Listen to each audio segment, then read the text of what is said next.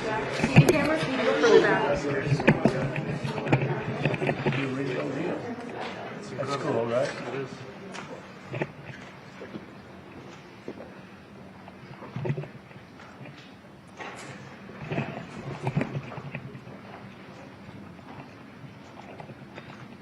Well, thank you very much. We've just had a great meeting, a really good, very productive meeting. We have one thing in common. We want this city of ours that we love to do very well. And I wanted to congratulate the mayor. He really ran an incredible race against, a lot of smart people, starting with the early primaries against some very tough people, very smart people. And he beat them easily. And I congratulated him. And we talked about some things in very strong common, like housing and getting housing built, and food and prices, and the price of oil is coming way down. Anything I do is going to be good for New York. If I can get prices down, it's good for New York. And we've got them down, way down from last year. We have, as you know, I've been saying to a lot of people, Walmart said that Thanksgiving this year is exactly 25% less than last year. So that's good for New York, good for everybody. But I just want to congratulate. I think you're going to have, hopefully, a really great mayor. The better he does, the happier I am, I will say. There's no difference in party. There's no difference in anything. And we're going to be helping him to make everybody's dream come true, having a strong and very safe New York. And congratulations, Mr. Mayor. Thank you, Mr. President. Thank you. I appreciate it. Please. I appreciated the meeting with the president, and as he said, it was a productive meeting focused on a place of shared admiration and love, which is New York City, and the need to deliver affordability to New Yorkers, the 8.5 million people who call our city their home, who are struggling to afford life in the most expensive city in the United States of America. We spoke about rent, we spoke about groceries, we spoke about utilities, we spoke about the different ways in which people are being pushed out, and I appreciated the time with the president, I appreciated the conversation. I look forward to working together to deliver that affordability for New Yorkers. Thank you very much. Any questions, please? President Trump, Stephen Nelson from the New York Post. I've got a question for you, and then also one for Mayor-elect. Sure. For you, you referred to Mr. Mamdami as a communist. Can you describe why you feel that way? And also, will you do anything to stop him from arresting Prime Minister Netanyahu if he visits New York?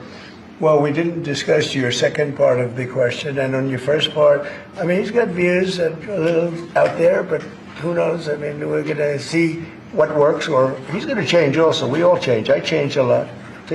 From when I first came to office. It's now quite a while ago. It's quite a while. My first term was great. We had the greatest economy in the history of our country. We're doing even better now. We're doing much better now than we did even the first term. And I can tell you some of my views have changed. And we had discussions on some things. I'm not going to discuss what they were, but that I feel very confident that he can do a very good job. I think he's going to be. I think he is going to surprise some conservative people, actually, and some very liberal people. He won't surprise them because they already like him.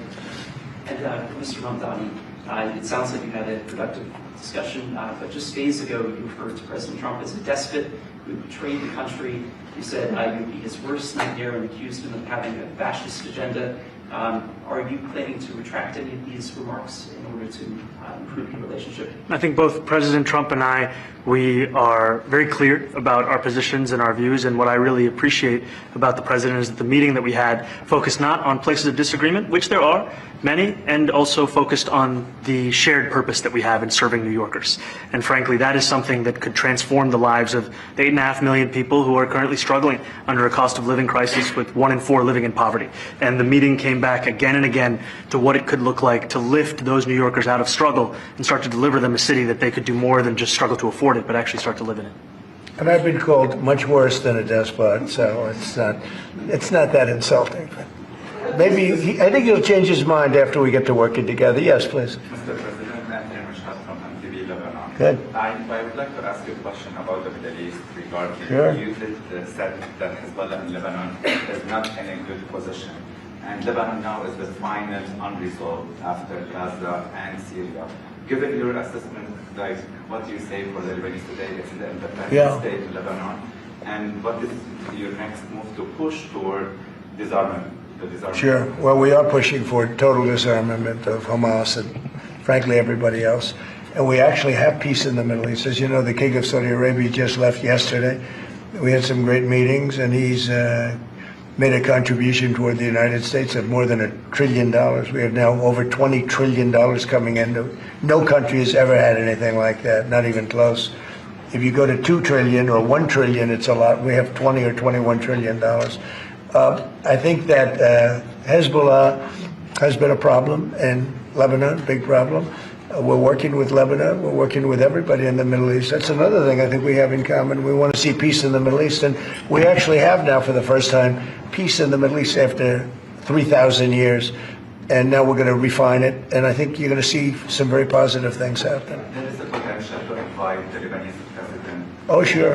Oh, I would do that, absolutely. And if the mayor would like to be here for that meeting, because I know he feels very strongly. I think you feel very, very strongly about peace in the Middle East. I think we desperately want it, and that's something that I shared with the president, that when I spoke to New Yorkers who had voted for the president last November on Hillside Avenue and Fordham Road, I asked them why. I heard again and again two major reasons. One was that they wanted an end to forever wars. They wanted an end to the taxpayer dollars we had funding violations of human rights, and they wanted to address the cost of living crisis. And I appreciated the chance to discuss both of those things. he said a lot of my voters actually voted for him, and I'm okay with that. Trump, I hope this that as well. I'll do that. I'll sign it. Give it to me. I'll sign it in a minute. That's pretty good. Mr. President, Yeah, please. you threatened to send federal troops to New York City. You both have differences when it comes to ICE agents Right. in New York City. Mr. Mamdami, you called ICE a rogue government entity.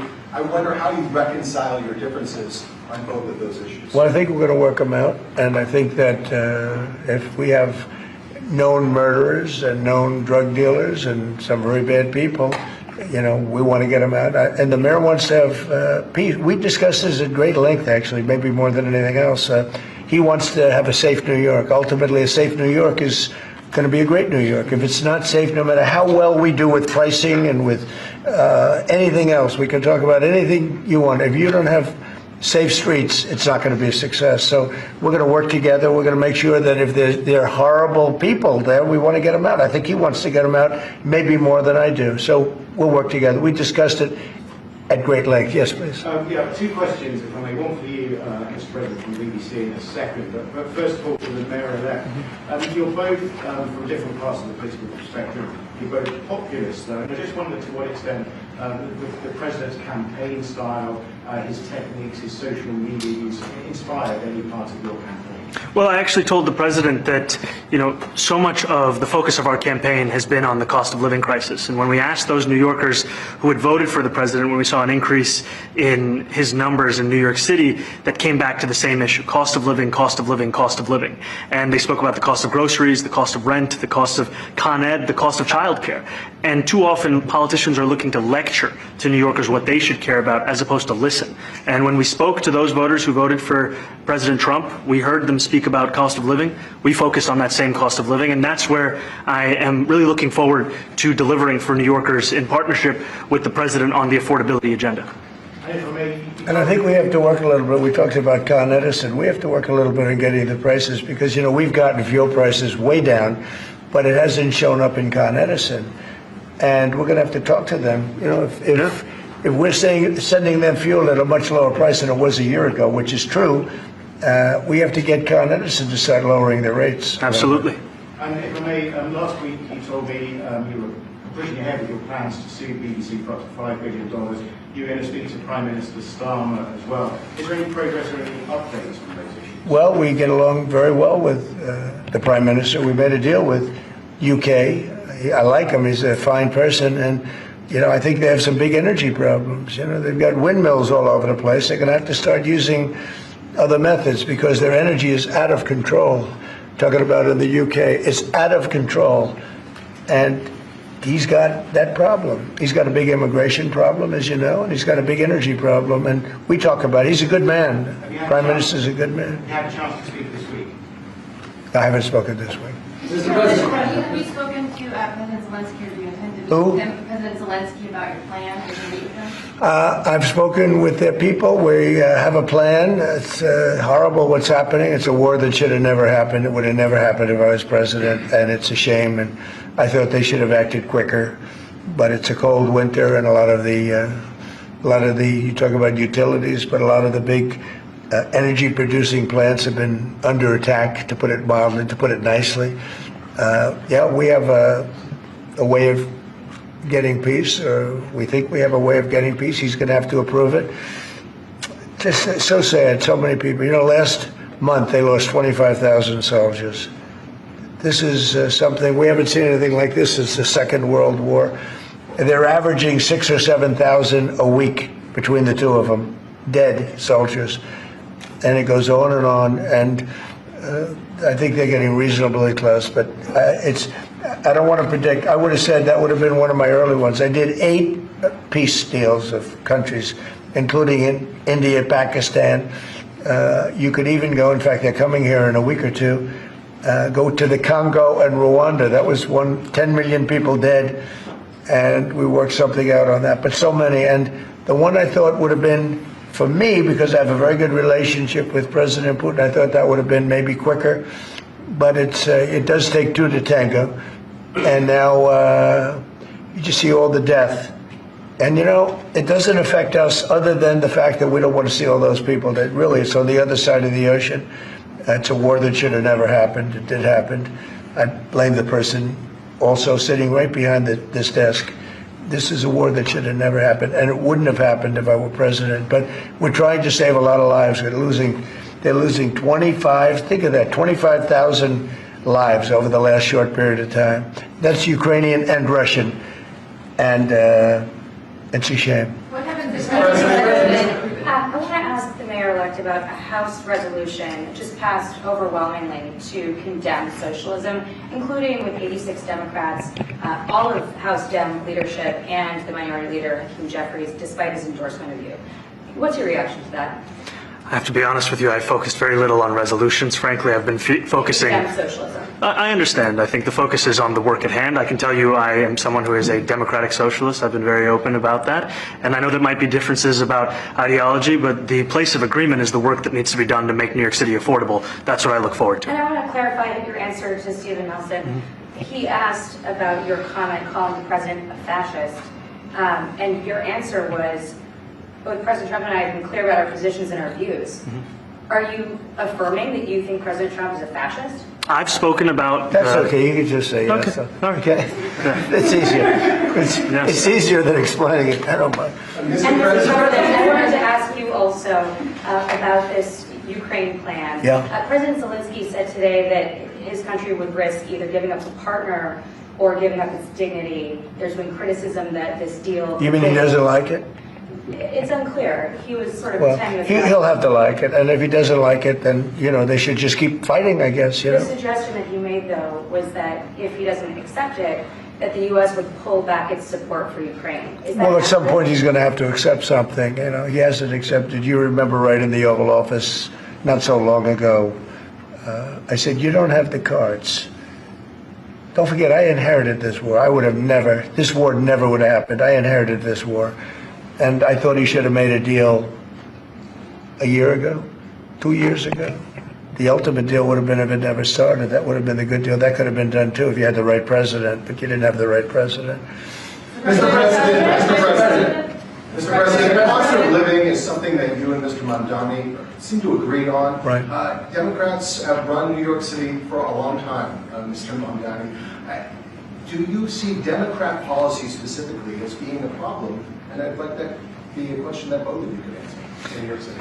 Look, I think that there are many things in our city where we have to own the responsibility of it, things that existed long before the president was the president. And those are also part of the message of our campaign, was to take on a broken politics of the past. And I ran against a number of candidates who represented different versions of that past. And what we found time and again is that working people were left behind in the politics of our city. And what we're looking to do is put those people right back at the heart of our politics so that we don't have a situation where we're in the wealthiest city in the history of the world, and yet 1 in 5 can't even afford $2.90 for a Metro card. Mr. Mamdami, You know, we had some interesting conversation, and some of his ideas really are the same ideas that I have. But a big thing on cost, you know, the new word is affordability. Another word is just groceries. You know, it's sort of an old-fashioned word, but it's very accurate. And they're coming down high. They were, you know, we had, both of us, we had the highest inflation in the history of our country the last 4 years under the Biden administration. And we've got inflation down now to a normal number. It's going to go even a little bit lower than that. Katie, do you have something in a bit? Mr. President, thank you so much. Mr. Mamdami often talks about New York City being covered by international law, that they will follow international law. He doesn't often talk about the U.S. Constitution. What is your response to that? Well, I don't know what you're referring to in terms of it could be covered by international law, local law. It's covered by a lot of laws, but it's covered by U.S. law. Are you referring to anything in particular? He just says that they're a city that endorses and enforces international law. Is that at odds with? No, I don't know. Would you want to? Do you want to respond? Yeah, I think what I've shared with the president is our desire to not only follow the laws of our own city, laws that protect New Yorkers, but also a desire for consistency in our politics across the board. And that's something that we've talked about and something that I know many New Yorkers want. We were with ICE. We discussed ICE and New York City, and I spoke about how the laws that we have in New York City allow for New York City government to speak to the federal administration for about 170 serious crimes. The concerns that many New Yorkers have are around the enforcement of immigration laws on New Yorkers across the 5 boroughs, and most recently we're talking about a mother and her 2 children, how this has very little to do with what that is. Mr. Mamdami, What we did is we discussed crime, more than ICE per se. We discussed crime, and he doesn't want to see crime, and I don't want to see crime, and I have very little doubt that we're not going to get along on that issue. He wants to, and he said some things that were very interesting as to housing construction, and he wants to see houses go up. He wants to see a lot of houses created, a lot of apartments built, etc. And you know, we actually people would be shocked, but I want to see the same thing. Mr. Mamdami, anti-Israel protesters. Jack? Mr. President, I want to know, one of the policies as well that Mayor-elect Mamdami talked a number of times about on the campaign was shifting the tax burden for property taxes from what he called minority communities to white-based communities and putting more taxes on white people. I also noticed that in your acceptance speech you didn't mention anything about America or Christians or white people in general, and so I didn't know if that was one of the policies that you guys had spoken about. We focused on affordability. We focused on the cost of living crisis. What I will say is that I am very much interested in property tax reform, because what we see right now in New York City is a system that is so inequitable that it can't even stand up in court. And the president and I spoke about the importance of not only building more housing, but also making sure that regulation of housing is something that is manageable to actually get through and not the cause of yet another weight that we see in our But to city. be clear, you're continuing this idea of race-based property taxes. No, to be very clear, That's what you said. no, the use of the term was a description of neighborhoods, not a description of intent. So you intend to tax the whiter neighborhoods more? No, we intend to create a fair property tax system because we want a New York City that is not only fair and equitable, but also one that every New Yorker can afford. Mr. Mamdami, anti-Israel protesters just targeted a synagogue. Please, go ahead. Mr. Mamdami, anti-Israel protesters just targeted a synagogue in New York. Are you concerned about Jewish New Yorkers feeling welcome and safe in the city? And President Trump, you threatened to cut off federal funding to New York City. What policies would prompt you to do that? Would that be city-run grocery stores? Would it be something else? Well, I think if we didn't get along, whether it's cut off or just make it a little bit difficult or not give as much, we want to see, I use the term, we don't want good money going after bad, and we don't want that to happen. I don't think that's going to happen. I did say, you know, subject to what policies are being set. We had a meeting today that actually surprised me. He wants to see no crime. He wants to see housing being built. He wants to see rents coming down, all things that I agree with. Now, we may disagree how we get there. The rent coming down, I think one of the things I really gleaned very much today, he'd like to see him come down, ideally, by building a lot of additional housing. Yeah. That's the ultimate way. He agrees with that, and so do I. But if I read the newspapers and the stories, I don't hear that. But I heard him say it today, and I think that's a very positive step. No, I don't expect. I expect to be helping him, not hurting him. A big help, because I want New York City to be great. Look, I love New York City. It's where I come from. I spent a lot of years there. Now I'm right here. We took a big setback with the mayor that we had, Dave de Blasio. I thought it was a tremendous setback for the city. I think this mayor can do some things that are going to be really great. Mr. President, Mr. President. Okay, how about you? Go ahead, please. You're a billionaire. You have a different address nowadays than you used to, but you used to call New York City home. Would you feel comfortable living in New York City under a Mamdami administration? Yeah, I would. I really would. Especially after the meeting. Absolutely. What makes you comfortable? We agree on a lot more than I would have thought. I think I want him to do a great job, and we'll help him do a great job. You know, he may have different views, but in many ways, you know, we were discussing when Bernie Sanders was out of the race, I picked up a lot of his votes, and people had no idea because he was strong on not getting ripped off in trade and lots of the things that I've practiced and been very successful on. Tariffs, a lot of things. Bernie Sanders and I agreed on much more than people thought. And when he was put out of the race, I think quite unfairly, if you want to know the truth, many of the Bernie Sanders voters voted for me. And I felt very comfortable, frankly, in seeing that and saying that. And, you know, it just turned out to be a statistical truth. But no, I feel very comfortable. I would feel very, very comfortable being in New York, and I think much more so after the meeting. Yes, please. Thank you, Mr. President. I have a question for you, but a very quick one for Please. the mayor. Why did you fly here? Aren't trains greener? I'll use every form of transit, and I want to make sure that they're all affordable in New York City, and that's why making buses fast and free is a centerpiece of our campaign. Did you? There is a bus that goes. Well, but I know, but it'd be fluid. That's a lot quicker too. You know, I mean, he's working very hard. For him to be, that's a very long drive. I'll stick up for you. You know, the plane takes you 30 minutes, and driving takes you a And long Mr. time. President, I was wondering if you could clear up some confusion around a Washington Post report. There was this explosive report that the Coast Guard is no longer going to characterize swastikas and nooses as hate symbols. DHS called that a lie and fake news. Can you clear up? I don't know anything about it. When was this written? I think yesterday. Well, look, the Coast Guard's an incredible group of people. I know them very well. We just ordered a lot of new Coast Guard cutters, beautiful, the most magnificent ship. They look like yachts with lots of guns on them. So I don't know, I haven't seen any report like that, but certainly we want them to remain a great force, and they are. Mr. President, and you did a piece in all the 9 months Yes. around the world. I would like to ask Mr. Mamdani, you've accused the U.S. government of committing genocide in Gaza while President Trump was working on peace. Why that? I've spoken about the Israeli government committing genocide, and I've spoken about our government funding it. And I shared with the president in our meeting about the concern that many New Yorkers have of wanting their tax dollars to go towards the benefit of New Yorkers and their ability to afford basic dignity. And what we see right now is we're in the 9th consecutive year of more than 100,000 school children being homeless in our city.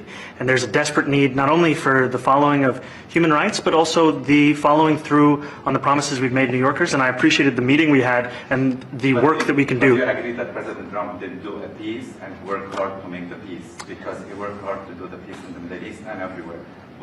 Do you agree with that? I appreciate all efforts towards peace, and I shared with President Trump that when I spoke to Trump voters on Hillside Avenue, including one of whom was a pharmacist that spoke about how President Trump's father actually went to that pharmacy not too far from Jamaica Estates, that people were tired of seeing our tax dollars fund endless wars. And I also believe that we have to follow through on the international human rights, and I know that still today those are being violated, and that continues to be work that has to be done no matter where we're speaking of. Mr. President, thank you, Mr. President. Do you view the mayor-elect as the true leader of the Democrat Party? And do you think Leader Schumer's and Leader Jeffries, have to follow his lead? Well, look, I hope they have great leaders. This is a man that right now I think is focused on New York City. I really think he has a chance to do a great job. We're going to help him, but I really think he has a chance to do a great job. But I'll let you answer that. You consider yourself the leader of the Democrats. I think it's more appropriate for him. I consider myself the next mayor of New York City, and I keep my horizons firmly on New York City, and I appreciate the meeting with the president, which focused again on the 5 boroughs and whether New Yorkers could afford to live there. By the way, being the mayor of New York City is a big deal.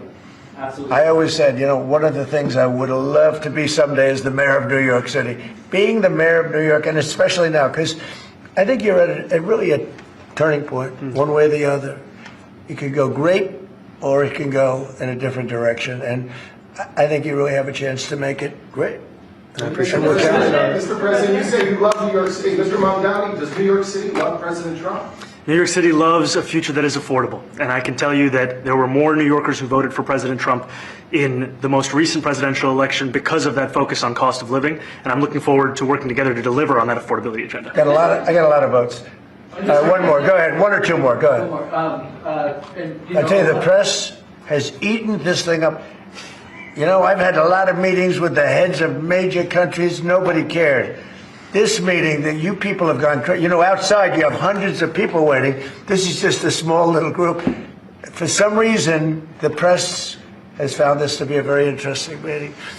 The biggest people in the world, they come over from countries nobody cares. But they did care about this meeting, and it was a great meeting. Go ahead. Yeah, Mr. President, I was going to ask you exactly that. Why do you think there's so much more, so much excitement around this than in some form? Because I think he's different.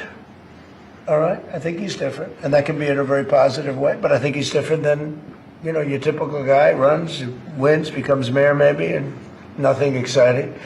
Because he has a chance to really do something great for New York. New York is at a very critical point, and he does need the help of the federal government to really succeed. And we're going to be helping him, but he's different than your average candidate. Hey, he came out of nowhere. I said he has a great campaign manager standing over there. He came out of nowhere. Would you start off at 1 or 2? And then I watched. I said, who is this guy? He was at 1, then he was at 3, then he was at 5, then he was at 9. Then he went up to 17. I said, let's get a little bit interesting, right?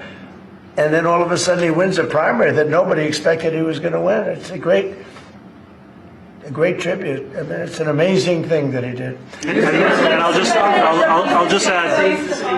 add one thing to what the president said. Is one thing I also appreciated is in our meeting to appreciate a portrait of FDR and the incredible work that was done with the New Deal, and also in thinking about what it can look like when the federal government and New York City government work together to deliver on affordability. It can be transformative. We have a great portrait of FDR that I found in the vaults that was missing for years. I found it and I put it up. He's a Democrat, to the best of my knowledge. He's a Democrat.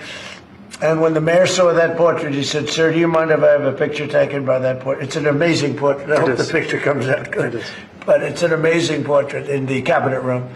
So he's a big fan of the New Deal, I guess, and of FDR. Yes, ma'am. Thank you, Mr. President. You said that you both spoke about crime. Yeah. There are many police officers set to come off the rolls at the end of this year in New York City. Are you going to allow those police to be replaced with police officers, actual cops? And are you going to require that that happens? Would there be some consequences? Well, I hope it happens, but again, that's going to be ultimately the mayor's decision. What's your answer? Is that I look forward to delivering public safety with the NYPD, and I've said over the course of our campaign that we have the number of police officers today. They are the ones that's budgeted about 35,000 headcount. And I think the key thing is that we have to make it easier for police to focus on police work, not ask them to respond to 200,000 mental health calls a year. So is that a reduction from what you're at right now? Are you committing to maintaining the same level of cops? I've committed over the course of the campaign to maintain the 35,000. That's the headcount that we had through the campaign. And not replace them with caseworkers, social work? No, I've said that's the headcount that we want. What we need to do is make sure they can focus on serious crime. And he just retained a great police commissioner, I believe, right? Yes, we did. Commissioner Fish. If the newspapers are correct. That one they're correct about. He retained, I think, somebody that is she's a good friend of some of the people in my family, of Ivanka, and they say she's really good, really competent, and he just retained her, so that's a good sign. Are there still topics that you see that you're disagreeing on in the future, and do you think you'll have more meetings like this? There will be topics that we disagree on. I think we'll probably come to a conclusion, and ultimately he'll convince me, or I'll convince him. It's for the good of New York. Ultimately, it's for the good of New York. I don't care about affiliations or parties or anything else. I want to see if this city could be unbelievable, if he could be a spectacular success, I'd be very happy. Do you think you guys will meet more in the future, too? Excuse me? Do you think you'll meet again in the future, throughout the administration? I think we will. Yeah. I think we will. I hope we do. I enjoyed the meeting. We had a great meeting. Please. Mr. President, Republican Elise Stefanik has campaigned multiple times by calling Zohran Mamdami a jihadist. Do you think you're standing next to a jihadist right now in the Oval Office? No, I don't, but she's out there campaigning, and You know, you say things sometimes in a campaign. Isn't that sort of She's a very capable person, isn't but that a kind of label? you really have to ask her about that. But I don't particularly. I think I met with I met with a man who's a very rational person.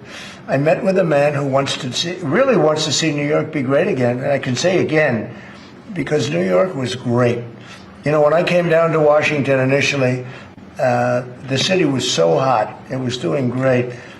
We were having some telltale signs of problems. We had a mayor that was not doing a great job, but still, it was moving along. And it went bad. It really went, pretty bad.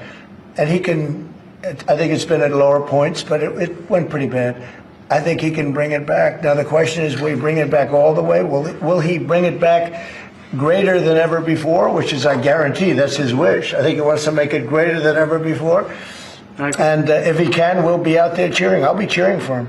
Okay? Thank you very much, everybody. You chose not to answer the question about the City Hall. Thank you very much. Oh, no, I care very deeply about Jewish safety, and I look forward to rooting out anti-Semitism across the 5 boroughs and protecting Jewish New Yorkers and every New Yorker who calls the City Hall. Very well.